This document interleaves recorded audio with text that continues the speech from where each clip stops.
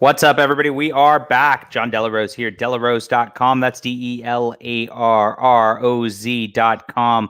And yes, this would have been very funny if I forgot to set my clock because of this thing. I am so tired, Mark. This daylight savings thing just wrecks me. I don't know about you. Oh, I was yesterday was a waste of a day for me because I was Yes. done for. Yeah. No. Oh, man. So I've been complaining about it across social media.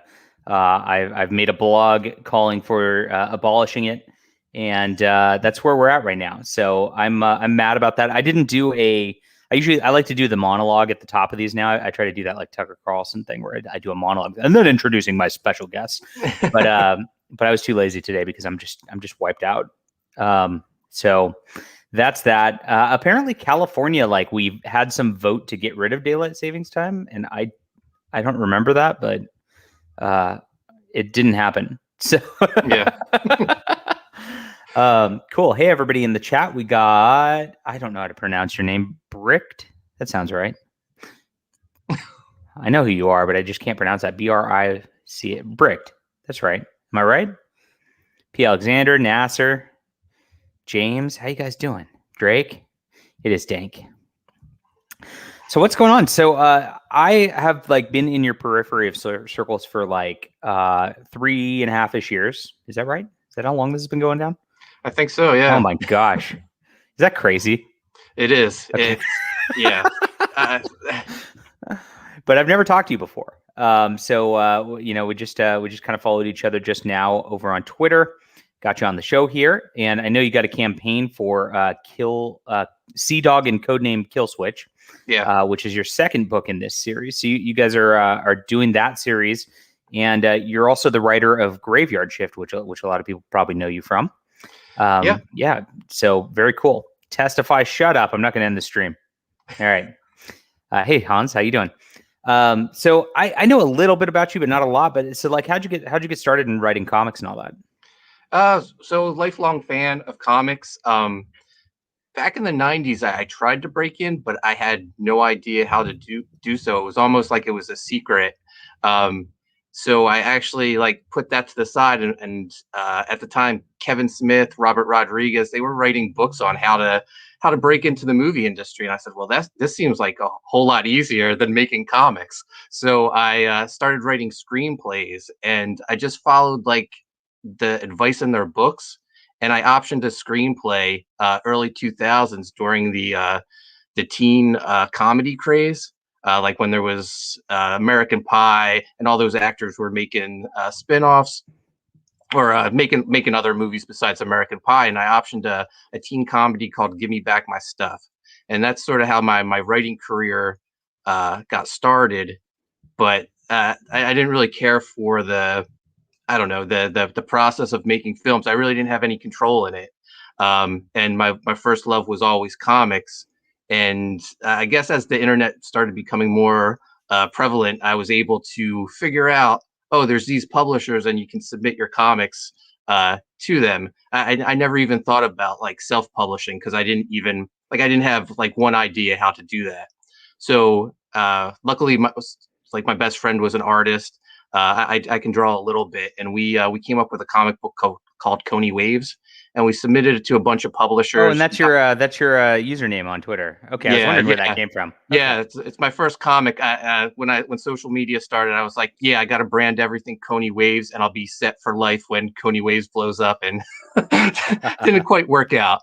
But yeah, that's how I got my start in comics. We did a book, Coney Waves. We got picked up by Arcana Studio, which at the time they were Canada's largest comic book publisher.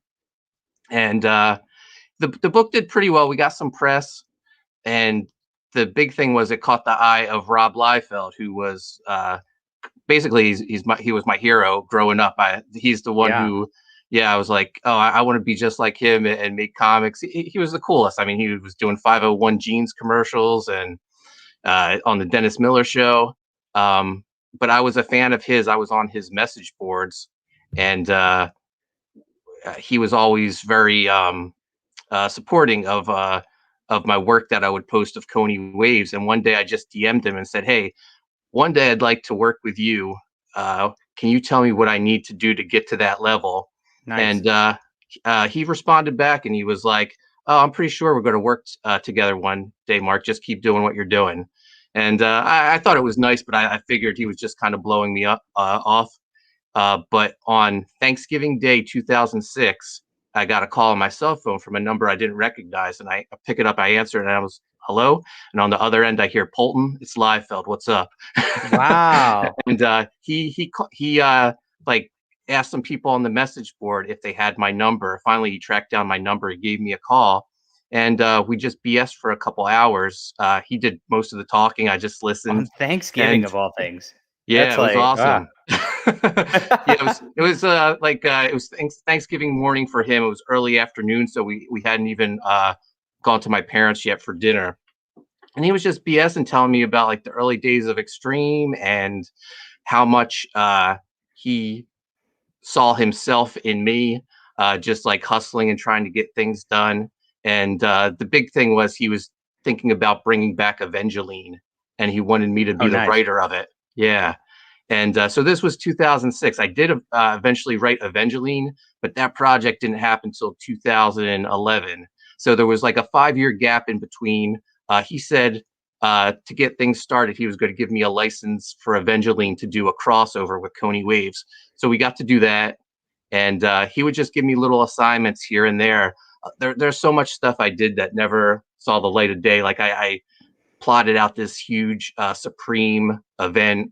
Um, there was a Brigade animated series that I worked on, but I got to do different things. I scripted his backup story for Image United, which my issue actually Pre- came pre- out. Press F for Image United, everybody. um, Yeah. yeah, but I ended up doing. He relaunched Brigade while I was doing stuff for him, and I got to script that. And around that time, I decided there was another guy on his message boards who also was doing some work with Rob, and that was John Malin. So I reached out to John around 2010, and 2010 it was. Yeah. And I said, "Hey, I have this idea for the Universal monsters as superheroes. Would you be interested in doing it with me? I feel like your style would be perfect for it." And John was like, "A lot of people want me to draw their bookmark, but you're the first person to ask me to draw monsters, so I'm in." And Nice. that was Graveyard Shift. So we started working on Graveyard Shift back in 2010. It took like 8 years to get it out there, only Which because is totally not abnormal. People like have this sort of like uh fantasy that like these comics just like come together and they're just done. But I mean, yeah. same thing with me. I mean, it sounds very familiar. Like I was working on Flying Sparks with Jethro, who he at the time was doing Green Hornet for Dynamite and was doing and Mhm. did a little hack slash backups with Tim Seeley before that. And I was kind of just like talking with him and starting to work with him on that and like building up a couple pages at a time here and there, and really didn't have a whole story together until about 2018, just like you were saying. So it's these things, sometimes they take forever, sometimes they don't materialize. Yeah. So many of them don't materialize. That's you learn that working with artists fast. Those guys Yeah. are just, I don't know, are they lazy? We can do this now. We never get to have writer streams. I always have to talk to artists and pretend like I like them. Yeah. So yeah, What's the deal? What's the deal? Why are there so many like non-finished like art? Like I've had so many starts and stops. Like, they get to like page 8 or page 10 and then they're like, "Oh, my dog died," or or something like that, and it's yeah. like, and then they never finish. No, I actually thought about collecting all of them and putting them out in like a big phone book Oh, that's size hilarious. collection and just calling it like unfinished business or something like that. Oh, that's hilarious. Yeah, I've had it so many times, and people don't realize it. I'm a little better. I feel like what you learn in the business as you kind of go through this is you learn who's actually going to finish things, like Mhm. by talking to them early, so you don't really spin your wheels like you would have 10 years ago or whatever. Yeah. No, I've always said like the most important thing, like talent is great, but what I look for in a person is work ethic. Yes, Like I want someone that I know I can rely on and get the work done. But absolutely. yeah, so yeah, Graveyard Shift. It took 8 years to get out there, but that I mean, our plan was to John got started on the book right away, and I made the mistake. I showed it to Rob, Rob Liefeld, and he flipped out over it. He loved it, and Oh he was wow. like, "Yeah," Well, he I was mean, like, well, John draws in his style too, so it's "Oh kind of yeah." like, yeah. And at the time when I finally had something to show him, the Evangeline series had happened, so that was with Image, and Rob and I had a good relationship, so I shared Graveyard Shift with him. He flipped out, he loved it, and he said, "Mark, I'm going away. I'm meeting up with Robert Kirkman. When I get back, I'm going to help you guys set this up at Image." And I Wow. was like, "Oh, this is awesome! Everything's working out to plan." So Rob comes home from his meeting with Kirkman. He was like, Mark, so we're doing an Extreme relaunch. There's going to be other books besides Evangeline. I really think John should be the artist of Youngblood, but I won't do it unless you give the blessing because I know he's Ooh. working on Graveyard Shift. And I wasn't going to hold up John to like John and I were doing this creator owned. We're not making any money, Right. and Yet. here's a paying. Yet. Yeah, Yet. yeah. So here's like a paying job for him. So I wasn't going to stand in the way. So that was our first roadblock with Graveyard Shift. And yes, James, that's exactly what was happening when I was on mute there. He called it. Oh man, yeah. So Graveyard Shift got put on the back burner for a little bit, but at the time I didn't mind because I was doing Evangeline, and Rob had he'd been doing stuff for the New 52, and they wanted him to do more, so he brought me with him, and I was scripting his Hawkman run over nice. there, and then Youngblood wrapped up, and actually while John was still doing Youngblood, he was still working on Graveyard Shift, and at one point we were going to run Graveyard Shift as a backup in Evangeline, and the Image actually solicited it, the book with the blurb that the Graveyard Shift series was going to start running as a backup in it. But then Evangeline got canceled, and it never happened. No. Yeah, Comics. But when Youngblood wrapped up, John showed Graveyard Shift to some Marvel editors, and that's how he got the Marvel work. So Graveyard Shift just kept on getting pushed back until like all the stars aligned, and it was the perfect time in 2018. Yeah, I discovered John about when the cable thing was going down. Yeah, and I got it, and I started talking to him a little bit. Then I'm just like, yeah, I really like this, but the I don't know, the writing on cable really didn't speak to me. I don't know who did it, but I found it convoluted. But I always find the X-Men convoluted. That seems to be intentional at this point, I guess. Yeah, but I enjoyed it and got to work with him on John then did my first cover for Flying Sparks. So that was awesome too. So small little family here. Yeah. Cool. Yeah. So I did some more stuff after Hawkman, but I ended up just going to self-publishing because publishers didn't really want to make the type of books that I wanted to make. I was told everything was like too 90s, too Liefeld, and I was isn't that a good thing though? Yeah, I mean, in my opinion, it is. So what do publishers want? What did publishers like kind of want then? Like what did they give you feedback on like so this is interesting to me. Like I've never applied to a publisher and I never intend on it. I think I wouldn't enjoy having somebody else tell me like, what to write basically. But yeah, I mean if something's too 90s, too Liefeld, what's modern? Is it more Bendis? I mean, do they want you to go full Bendis? Is that the deal? Yeah, I don't even know. Like they wouldn't really give me any, like they wouldn't tell me what they were looking for, but that's all they would tell me is, oh, it's too 90s or too Liefeld. And yeah, I mean, that was the big knock on Graveyard Shift because we had submitted to, once Youngblood wrapped up, we asked Rob if he was still going to hook us up with Image, and it didn't happen. He just, I don't know. Rob's a funny guy, but yeah, I've met Rob once, and he's and I've talked to him a couple times online. He's always been super nice to me. I gotta say. So I know a lot of people bag on him, and I'm just like, he's only been nice, and a lot of creators online are not nice. So it seems like a stark contrast to me. He's always energetic. He's always all smiles. He might talk smack about Marvel and DC quite a bit, but I do too. That's like, oh yeah, Rob's a big smack talker. Yeah, he and is. that's what I enjoy about him. He's he's the comic book industry's rock star. Like, I don't know, he says what's on his mind. That's what I love about him, and I'm super grateful for the opportunities he's given me. But I've dealt with him, and so I know like his little ticks and stuff. So Yeah. I wasn't really surprised when the whole image thing didn't happen for Graveyard Shift. So we submitted to practically every indie publisher, and that's what we were told. 290s. Was Rob wearing Levi's? I don't remember. I think I took a picture with him. I'll have to find it. So yeah, whenever I see Rob at conventions, he's wearing shorts and flip flops. This was a convention in like November, so it might have not been the case. Yeah. But yeah, I'll find that picture at some point. But yeah, so he's doing his Snake Eyes stuff now. Yeah. And then he's doing this thing. He's reviving the Red Circle brand for Archie, which I went back and I started reading some of those. They're a little rough. Some of those old Archie comics, but they're interesting concepts. Like, they actually, you go back and you start looking at this, and they had like the original Captain America. I forget the name of the character.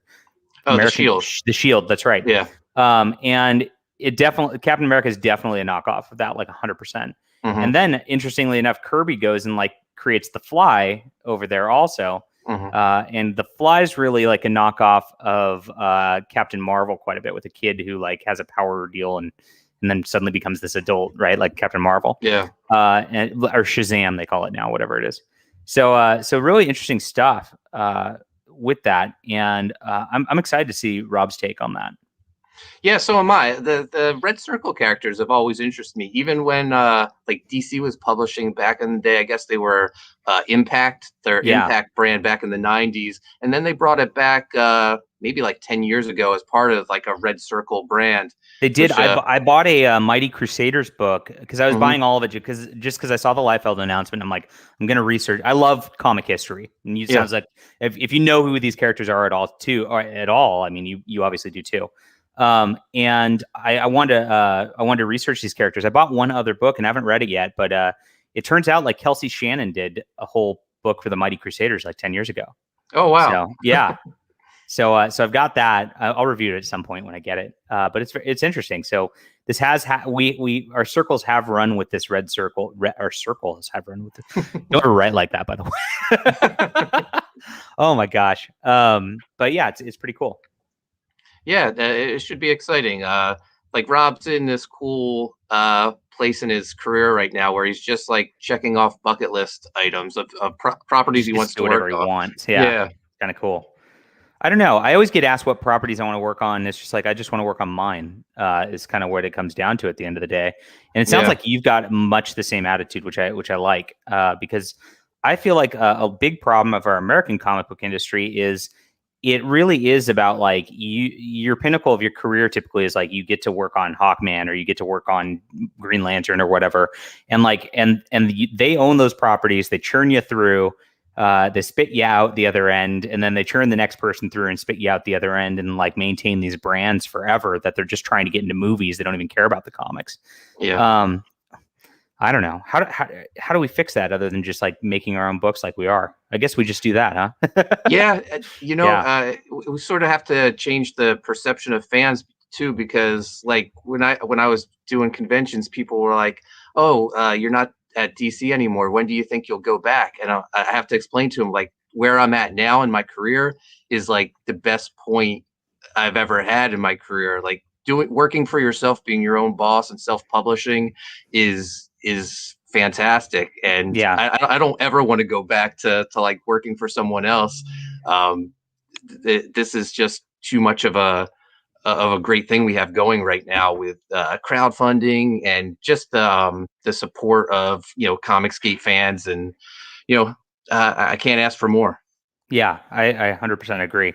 Yeah, that's another thing I saw. Like, there's a huge difference between like the way that Comicsgate operates and I'd say like the normal Marvel and DC mainstream pros. I talked about this on Twitter last night. There was a mainstream comic artist or writer yesterday who was like kind of building this like community thing around him. But it was just like a 1 day thing. He's like, I'm gonna answer Q&A. I'm gonna come on a live stream and answer questions and all that. And he did it, and it was nice. And I'm like, okay, this is cool. And at the end of it, like I saw somebody making a post going, I've never seen a creator do this before, even like just this one-time interaction. And I'm just like, how sad like does it have to be like to be a mainstream comic fan? It's like Yeah, in our circles, this is all we do is engage with everybody. Yeah. Everybody in the chat, we love you. And everybody who backs the book, like I want to talk to like the people who back the books. I want to know what they want so I can integrate it into my stories. It's like, and one of the things the guy, of course, said, like, I legally cannot take story suggestions. It's like, I've heard that line repeated so much in the mainstream industry too. But at the same time, like, I mean, one of my biggest deals back in the day, like, when I started, like, was getting started and my steampunk novel came out that went crazy. Somebody was like, I really want to see this character James a lot more. And I'm like, okay. And so I wrote a story for him, and that became a #1 bestseller as soon as I did that. And it's just because I listened to a fan what they wanted out of it. And I think that's invaluable. Oh yeah, absolutely. The fan interaction has been the absolute best thing. I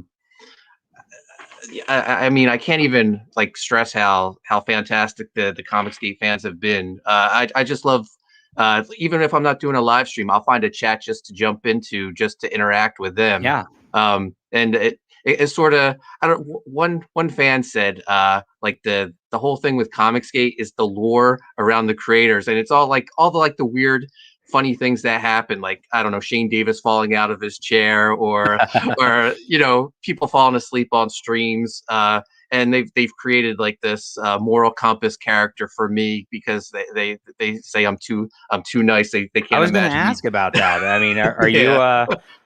you do I confess my sins to you, or what happens here? If you want to, I'll listen, because that's apparently what I'm here for. I'm the moral compass, and apparently I went to high school with Brandon Walsh and Dylan McKay. I'm part of the 90210 cast. Oh my gosh. Are you from LA? No, I'm from New Jersey. Oh, okay. That's quite the opposite of LA. Yeah. Right. Yeah. Wow. All right, people. Okay, so let's pull up your project here, because somebody asked about that earlier. I wanted to have a talk before we get it. I don't want to shill 100% of the time, guys. You want to have a talk. If you don't have a talk, then you don't have anything, I guess. We could just shill. Well, let's shill. Let's shill a little. Yeah, let's do it. All right. So Sea Dog and Codename Killswitch Book 2. So I looked this over a little bit, and you're doing really well here. 17,000 here. Thank you. For Book 2. It's exciting. The most important thing I think people will really want is there is an option for Book 1 right here for the Book 1 mail-in line art variant. Because I don't know about, like, you want to start on Book 1 if you haven't read it, right? Yeah, absolutely. And I made it, like, if you see something in here and it doesn't have everything you want, I even have the books from the first campaign available as add-ons. Oh, so good. if you want the color version of the mailing cover, or Clint Helinski's cover from Book 1, that's available too. Gotcha. Oh, that's great. Okay, so I was going to ask about that, because I'm like, this seems like a kind of odd little spot to only have the one deal. But if you got the add-ons, that's great. Okay. Yeah. Perfect. So you have books 1 and 2 right here, available for people to pick up, and this looks like a 90s superhero squad sort of deal. So what's the deal with the Sea Dog and Codename Killswitch?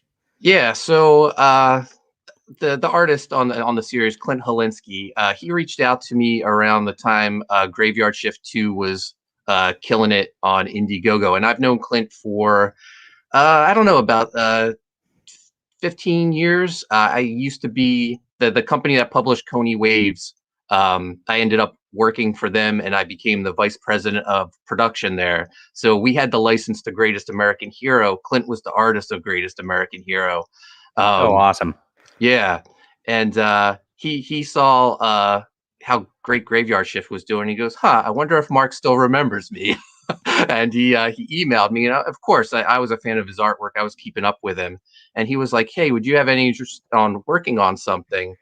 And at the time, my son was fully invested in the Graveyard Shift campaign. My whole family was, because it was doing so well. And my son, I had worked with him in the past. We did a kids book, kids graphic novel called Pizza Tree, that he had come up with the idea for. And he was like, Dad, I'm tired of doing kiddie books. I want to do something cool like Graveyard Shift. And I was like, well, what ideas do you have?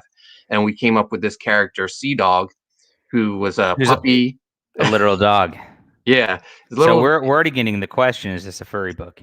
I wouldn't call it a furry book. It's okay. It's okay. It's okay. I don't judge. I mean, here's why I don't. I mean, I'm going full. I'm trying to advertise towards them. Yeah, there you go. See, I think I want to bring in the furry fandom. We got all these little fandom silos, right? We got furries. We got 90s comics. We got 80s comics. We got My Little Pony people. I was gonna make a My Little Pony book, like that's a pony sort of thing, but I was gonna call it was gonna be ghetto ponies, like in a gang, and I was gonna call it My N Pony. And then I decided not to do that because I've been canceled a lot for my funny ideas, but I think I might get really canceled for that. I don't know. So my secondary title for that is going to be The Ponies in the Hood, which is, it doesn't quite have the ring to it, but yeah, I'm all about love for marginalized peoples. That's true. But yeah, there's a bunch of different silos, and I've been talking about this with a bunch of people, and it's like, bring some of them in. I mean, if the furry folk identify with your Sea Dog, I mean, that's awesome. Like, we want them to, we want them to hang out and read books, of course. Yeah. So, I want to sell books to whoever wants them. That's right. But yeah, so my son and I, we came up with Sea Dog, and when Clint had reached out and asked if I would want to work on something, I told him about Sea Dog, and he had these characters codenamed Kill Switch, and he was like, "Do you think we could put them together?" Yes, and cool. I was like, all for. So it's basically a team up book between our two characters, and Sea Dog, he's the world's greatest superhero who happens to be a canine. He once he becomes Sea Dog, he loves being this humanoid creature so much he never wants to go back to being a puppy. So he creates this alter ego for himself, for a civilian identity. Puppies got it made, though. I don't know about that. Like, I mean, they just sit there, they lay on the floor, and then they just get fed. And then mine pooped on the floor this morning. I'm going to tell you about my morning experience real quick here, because this is disgusting. So it's daylight saving, so I'm grumpy already. My dog is not sleeping. He's kind of just being an a-hole all night, and I'm just like, okay. So I put him downstairs. I'm like, you're not in my room anymore. Go away. And he rewards me for this by leaving a big fat dump on the floor. And when I wake up, and I'm just like, God, terrible. And it's like the loose kind too. You're like, I don't even want to pick this up. This is gonna be nasty, right? So my 7-year-old kid walks downstairs, and he walks right through there and squish right in it. And not only that, but after that, he walks all the way around the kitchen, leaving like poop footprints all the way around my freaking kitchen this morning.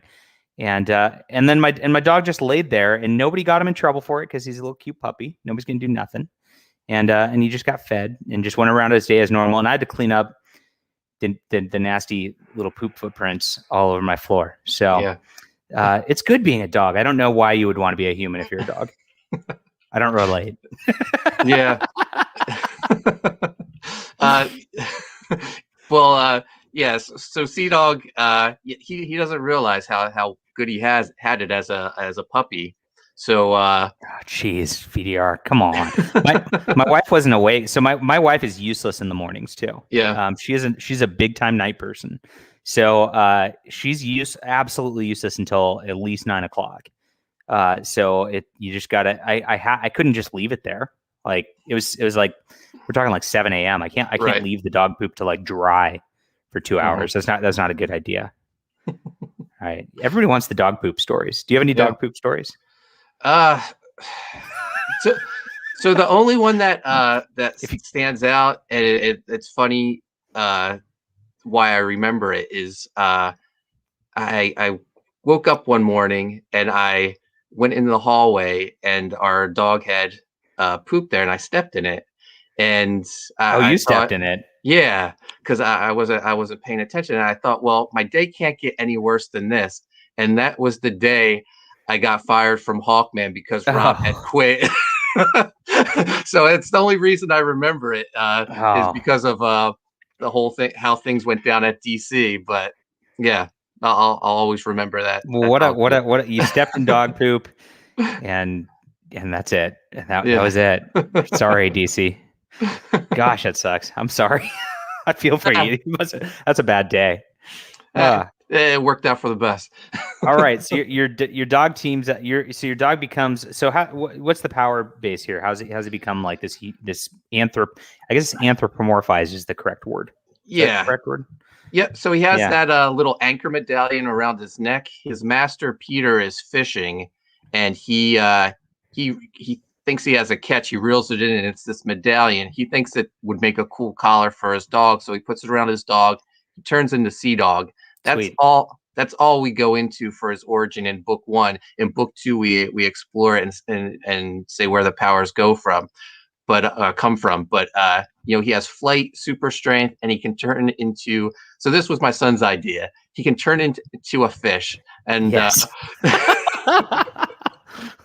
so we ended up changing it so that he can turn into any sea creature. Okay. So Cool. it makes for some cool scenes in book one where he turns into like a swordfish, and then he turns into an octopus and stuff like that. So that's his power base. So this sounds cute and wholesome. Is it a cute and wholesome book? It is, except there's hot women. So I have no problem with hot women characters. I happen to like hot women personally. Yeah, as do I. I married one, so yeah, it's a good thing. Yeah. So comic creators get the hottest ladies. By the way, it's like an unwritten rule. You don't know this. So Sea Dog, in his civilian identity, he is the rapper Sea Dog, spelled CDAWG. Also, my son's idea. That's funny. And they're the only two like dog creatures in our universe, but no one can tell them apart. And Sea Dog the rapper always complains that the Sea Dog superhero is ripping him off with his name, and he's going to put his lawyers in action and sue him. But while he's at one of his concerts, this young Meta Neon, the blonde on the codename Killswitch team, she's running away from this villain Shikari, who is abducting young Metas and selling them on the black market. And she decides to hide out at a Sea Dog concert to blend in with the crowd. And codename Killswitch has been monitoring the whole situation. And that's where our characters merge, and they decide when Shikari can't get Neon, he kidnaps Sea Dog's master Peter and takes off. So that's how the team up comes about. And book two sort of takes place right after those events, where they're trying to track down the information on where Shikari is, where he's holding Peter, and of course, where else would you get information for a supervillain but at a superhero / supervillain strip club where only the seediest people hang out. So that's this is getting less wholesome now. It's still, I would say it's going from PG to maybe PG-13. We don't push the boundaries too much in this. It's a fun book, definitely a fun book. I always say that Sea Dog and Codename Killswitch is a Saturday morning cartoon you would have watched in the 90s after X-Men and before Power Rangers. Nice. It's a fun book, colorful characters. Clint's artwork is fantastic. Yeah, Clint does a great job. Yeah, and our colorist is Andrew Dahlhaus. He's amazing. But yeah, this whole volume is just world building. We traveled new worlds. I like that your colors. I like that your colors are bright in 90s again. Like it doesn't have that, like a lot of the colors for current modern books are just like really dreary. You know what I'm saying? Yeah. They get these like oversaturated, like dark tones all the time to like make Batman depressed, right? And this like has the opposite. It makes me happy just looking at it, right? I think it's the colors at least. I was telling Andrew, we want bright 90s colors. We want everything to pop. And he hit a home run with the colors. Good for him. Yeah, I appreciate that. I always tell people to make things brighter, like every single time. Like when I'm making comics, I'm like, brighten it up. I want bright. And I think bright draws your attention in a positive way. And I think, oh boy. Gosh, I have to disavow that. Okay. Here you go, guys. You can back that. Now everybody's going to want to back it. There you go. Here's the link again. Yeah, let's support Mark and Clint. They're good people. So definitely want to get them over the 20,000 mark before the campaign ends here. I think you got 2 or 3 days left. Is that right? Yeah, we end tomorrow night. So yeah, there's 30 some hours left. Rocking. Yeah, we just unlocked 2 stretch goals so far in our campaign. At $10,000, we unlocked a neon swimsuit edition print, trying to bring back the 90s. So I loved the Marvel swimsuit stuff back in the day. So we unlocked 2 prints, and we decided for our final stretch goal at 23,000, that would surpass the first campaign. At 23,000, everyone gets an ash can of my next book, Viking Wolf. Okay. So yeah, I'm really Viking Wolf. That sounds cool. When's that? Yeah. So when's that dropping? Once Sea Dog goes to the printer, I'm going to launch Viking Wolf. Awesome. Sweet. And by that time, I think Sea Dog should go off to the printer by April. I think Viking Wolf will be 100% completed by that point. All the artwork's done. It's being colored right now. So yeah, Viking Wolf will be a fast turnaround for a book. I try to make all my books fast turnaround. I like to get a lot done in advance before we launch. Me too. Yeah, I'm on the same page. I feel like every writer I talk to has the same philosophy, because I think our problem is we finish our script. I don't know about you. It takes me usually it takes me about a week to do a 22-page comic script, or maybe half that if I'm real.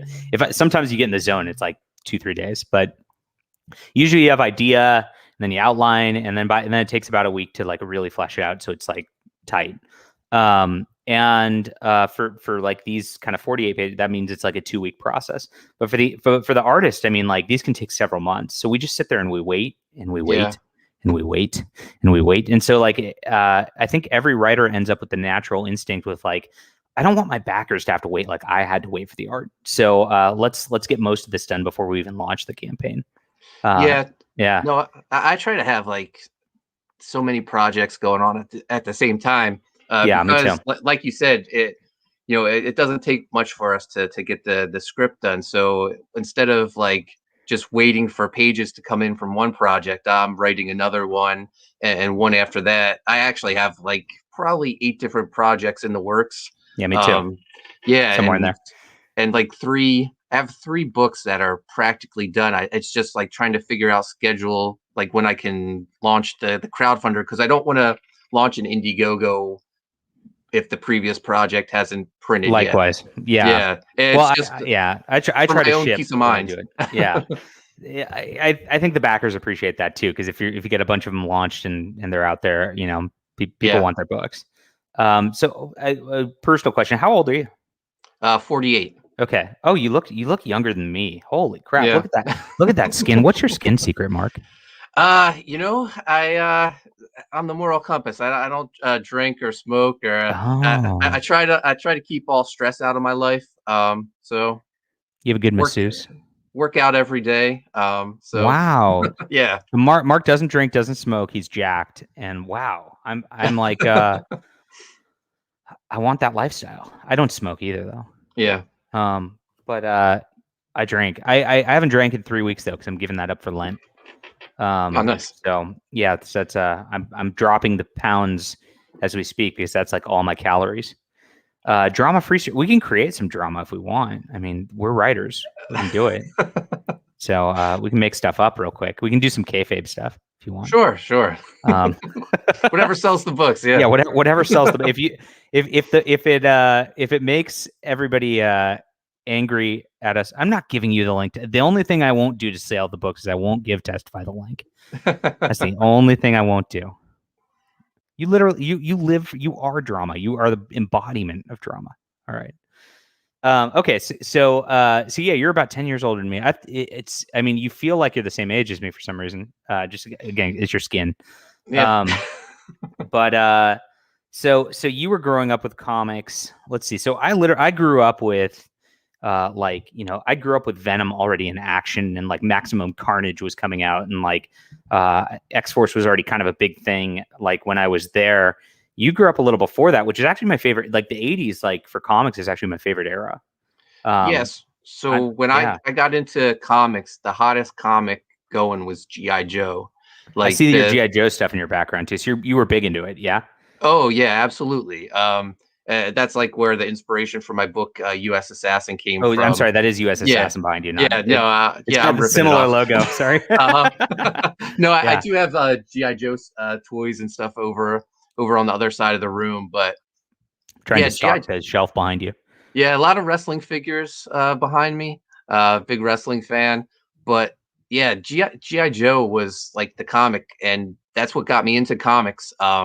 I watched the cartoon, I had the toys, and I saw the commercial one day for it was a commercial for the toys, but it wrapped up with for more GI Joe, follow pick up Marvel Comics issue whatever, and I was like, there's a comic book too. So I had my mom take me to our mall that had a bookstore, Walden Books. It doesn't I exist remember Walden anymore. books.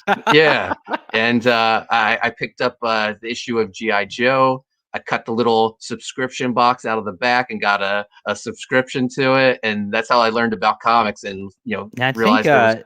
so.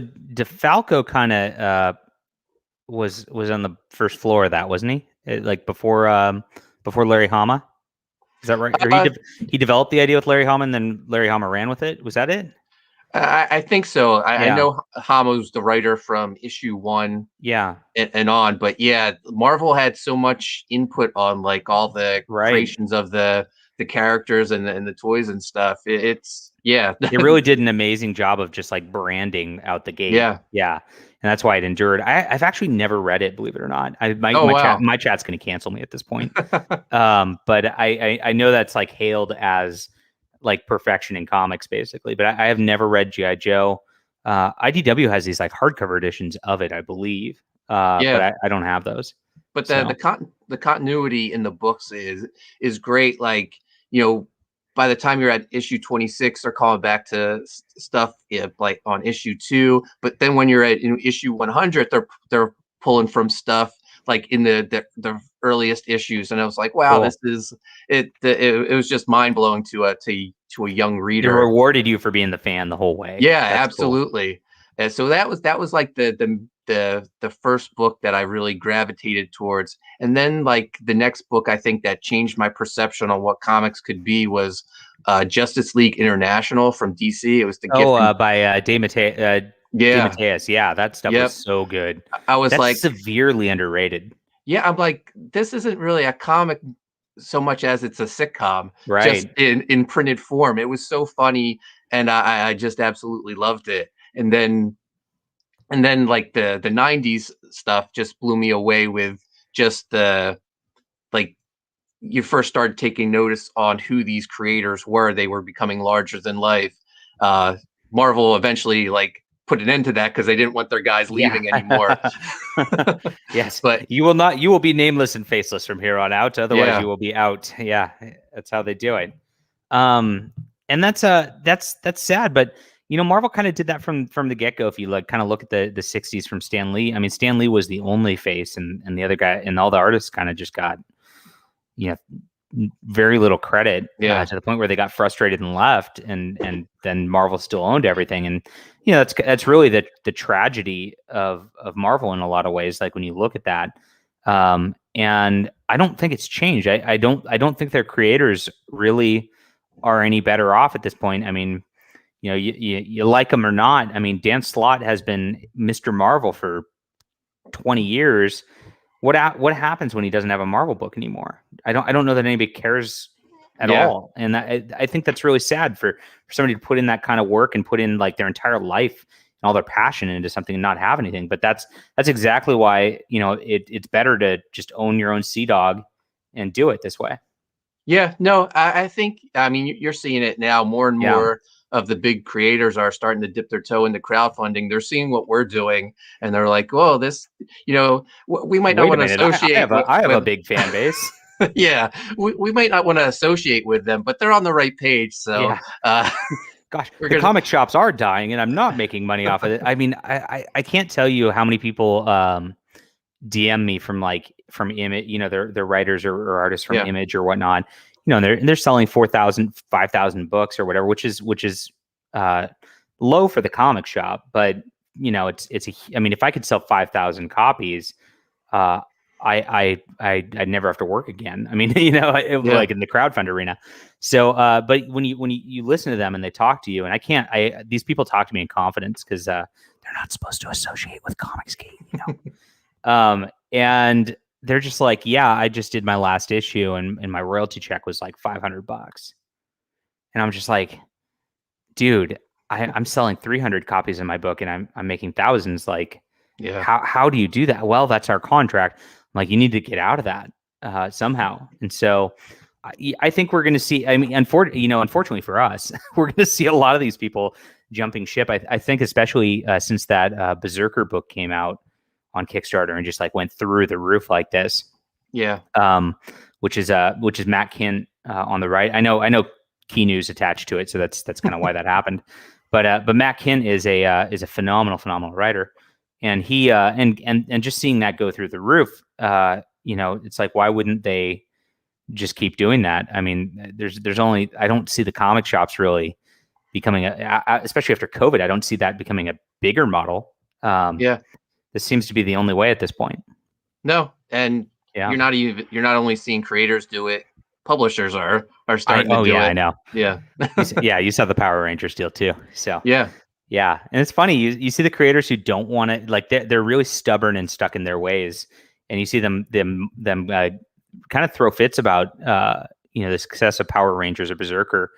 I'm kind of, I'm jealous, of course, but good on them. I mean, they made money, they figured out how to do it. I can't hate them for it or try to want them to take away that. I mean, I wouldn't want them to do that to me if the roles were reversed, right? So and I don't see us being in competition with Power Rangers or even Berserker. I don't know.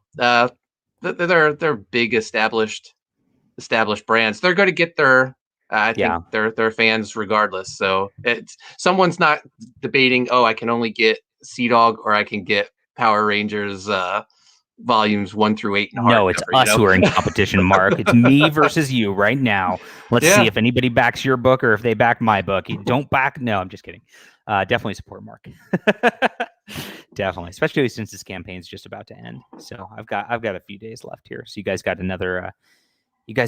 some Biden bucks coming, and you can definitely, if you got $1,400, you can get Mark's for 25 and mine for 25. I think that works out really well. Yeah. There you go. Yeah. Grow the pie, as they say. So G.I. Joe was your favorite, and then in Justice League International. Did you get the omnibus of those? No, I have all the single. Oh, you got the issues. Okay. Yeah. I got rid of all my single issues because what I found is I love these little hardcovers so much. Yeah. I've got what I opened up right now. You were talking about continuity, and modern stuff really does not have continuity. But I don't have the dust jacket on it because I'm reading it right now. But this is like the current Conan book. Mm-hmm. And check out what they did with the cover. They made a fantasy map out of the front and back. Oh, that's cover really here. cool. That's so awesome. Sweet. Yeah, I've got it upside down, but I mean, just the production quality of this stuff's so high. I love it, and I'm a big geek about things like that. But like, I started reading this. I'm about 6. This is Jason Aaron's Thor that just came out. Mm-hmm. And I noticed like the big difference like between this and like the G.I. Joe stuff from before is like there really isn't that thread of like, this is going to continue and this is referencing the Conan from, Savage Sword of Conan number 144 or whatever it is, right? Yeah. It's like they like barely gloss over the source material and kind of do their own thing all the time. And then once their run's over, they kind of abandon it. And then the next writer just kind of steps it up and abandons it again. And I feel like we've lost something through editorial on these classic characters that like, they're really just not paying attention to that continuity that's what invested us as readers to begin with. Yeah.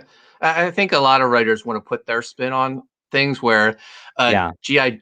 Joe, at least in the Real American Hero series, it's still Larry Hama. So he's still playing off stuff he introduced way back in the day. That's kind of cool. Yeah. Yeah. Especially Claremont's done that with X-Men too. He's come back several times, and I don't know. I mean, the magic's just not there anymore. Yeah, we're creating the new magic. We are the new magic. Yeah, I agree. All right, favorite underappreciated artist. Who's your favorite underappreciated artist? So I was a big fan of the '80s Transformers. Well, the Marvel Transformers I series, never read that either. and towards Yeah. the end of their run, there was an artist, Andrew Wildman. I Andrew thought he was going to Wildman. be the I thought he was going to be the next big thing. He did like some after Transformers was canceled, he did like some Venom stuff, Hmm. but he never like took off the way I thought he should have. Did you He was a contact him and be like, "Hey, will you do a cover for my Sea Dog?" Or is he alive? I don't know. he is. I think now that IDW has Transformers, he's back on work on Oh, that's cool. Transformers. Yeah, That makes sense. yeah. Mine is Ron Friends, and I don't want to say that. I mean, Ron Friends is not underappreciated in the class. I mean, he always had work. Yeah. But he's just not not a lot of people like talk about how he's Mm-hmm. their favorite and all that. But he really is for me because I loved everything he did on Thor and Spider-Man and of Yeah. course and then Spider-Girl after that. I mean, he just stuck to these titles and he was just a workhorse and he had that Marvel House style just down. Mm-hmm. And so he's probably my favorite. And I don't know. I mean, you become the rock star, or it's like you don't, and that seems to be the only two options in comics. Yeah. Right? Another really underappreciated artist is Joe Bennett. Joe was the Oh artist yeah, Joe Bennett's great. when I was doing Hawkman, and that for me that was the I was working with the dream team because Rob was doing story, I was doing script, Joe was the artist, Art T Bear was the inker. Oh, nice. So yeah, I was like, and they all have ties to Extreme Studios, which was my favorite back in the day. But I thought the stuff Joe was doing on Hawkman was like just as good as what Jim Lee was doing and Ivan Rice was doing. But those were like the big guys. I was like, if you promoted his stuff along with them, he's right up there. His stuff was beautiful. I agree. Yeah, really good stuff. Who else is out there who's really good? I don't know.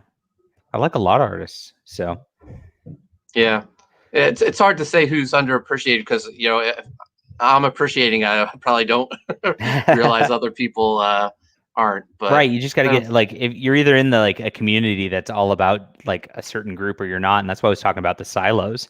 yeah, And that's kind of what comics is into. So I try to reach out to as many of those silos as possible. You shut your mouth, Testify HD. Thank you. Shut your mouth. Sit down, Testify. See, the whole chat wants you to sit down, Testify. So it's okay. He's my buddy. So, cool. Well, that's we're getting close to an hour. I guess I can give Testify the link. Should I give him the link? Sure. Do you want to deal with Testify? I've never dealt with him before. Oh boy. So. Oh boy. Okay, Testify. It's in Discord. You got it. You got it. All right.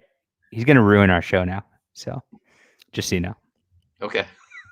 We did get one backer over the course of this stream, so there we go. Nice. Thank you, whoever's supporting the good stuff here. We appreciate you. Thank you.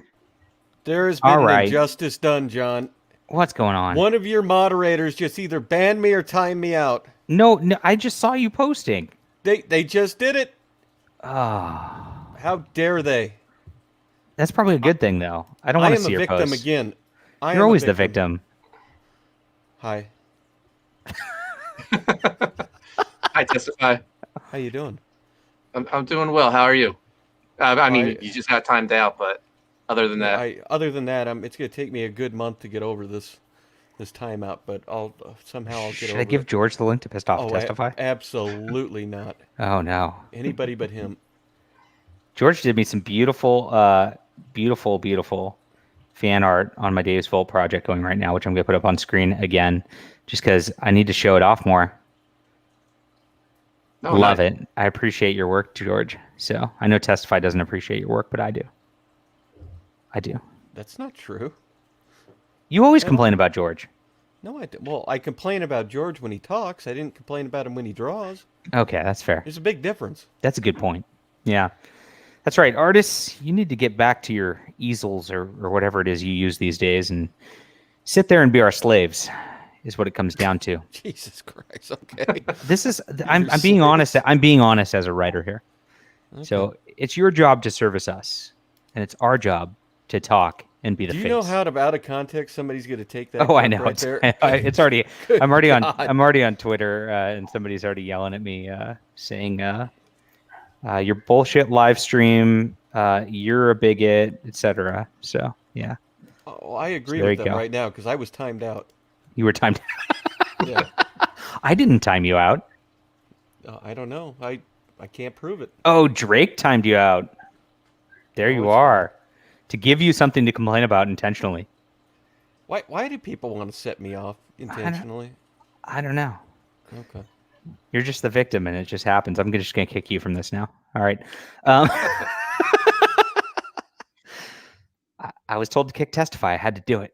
So I really like that artwork. It reminds me of the old Atlas comics. If you're familiar with that. That's pretty cool. George did Yeah. this in one night. It's pretty awesome. I was impressed, like from nothing to colors. So he's no, that's awesome. George has a lot of talent. So, and I of course there's the campaign. We should set off Sea Dog against my hot cat girl and see what happens. Yeah. I don't know if that works very well with like a fantasy I don't know. If we do something later, maybe with the superhero stuff, because it makes a little more sense. Hey, Vicky, welcome. So yeah, so I appreciate Mark coming by today. Do you have anything else exciting to tell people? Just please check out Sea Dog. I think it has, if you're a fan of fun comics, this is definitely for you.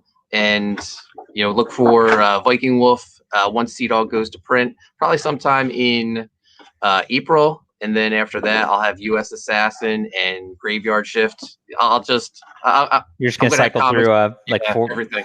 so that's kind of what I'm gonna do now. Is I'm gonna I was doing everything, throw everything against the wall as much as you can, but I'm honing it to like 3 or 4 properties. I'm just gonna like do on rotation at this point, right? Just to kind of build those brands. And that is kind of your model too.